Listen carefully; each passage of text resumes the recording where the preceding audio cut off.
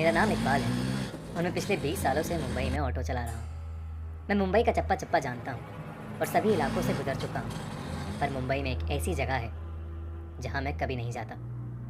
वो है मुंबई की गोरेगांव में स्थित आर्य कॉलोनी। करीब 8-9 साल पहले देर रात में एक पैसेंजर को रॉयल पाम सोसाइटी में छोड़ के मैं घर वापस लौट रहा था। पूरा रास्ता सुनसान जंगलों के बीचों बीच बना था। उस दिन हवा बहुत ज़ोरों से चल रही थी और हल्की हल्की ठंड भी। मैं किशोर कुमार का गीत गुनगुनाता हुआ जा रहा था कि अचानक मेरी ऑटो के सामने एक औरत आई। मैंने झटके से गाड़ी रोकी और उस औरत से माफ़ी मांगने के लिए उतरा,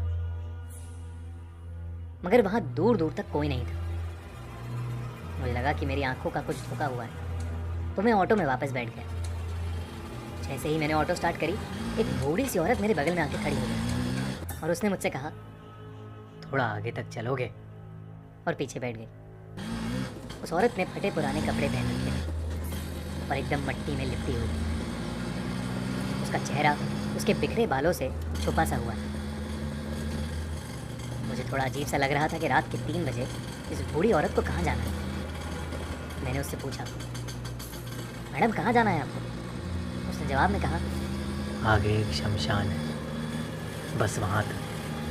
ऑटो के मिरर से जब मैंने उसे कहते देखा तो उसकी आंखों में एक डरावनी सी चमक थी। जब उसके बाल हवा से उड़े तो उसका गलगला सा चेहरा देख मेरी आंखें फटी की फटी रह गई। मेरे पूरे शरीर के रोंगटे खड़े हो गए और तब मुझे सूझा कि शायद मेरे पीछे जो औरत बैठी है वो एक चुड़ैल है। मुझे कुछ समझ नहीं आ रहा था, इसलिए मैं चुपचाप ऑटो को खूब तेज़ी से आगे बढ़ा रहा था। एकदम से मेरी ऑटो में खड़खड़ हुई और वो बंद पड़ गई। मैंने तुरंत उतर के बिना उस औरत से नज़र मिलाए ऑटो को ठीक करने में लगा।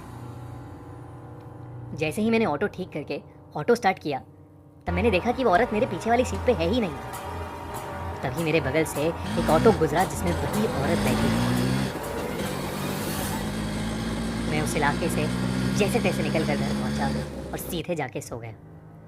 अगले दिन मुझे मालूम हुआ कि उस इलाके में एक ऑटो का एक्सीडेंट हुआ है और ऑटो ड्राइवर की उसी समय डेथ हो गई। और सबसे चौंका देने वाली बात यह थी कि वो वही ऑटो था जिसमें वो बूढ़ी औरत बैठ के निकली थी। इस किस्से के बाद मैंने कई कहानियां सुनी कि आर्य कॉलोनी में ऐसी सफ़ेद साड़ी वाली एक बूढ़ी सी चुड़ैल रहती है।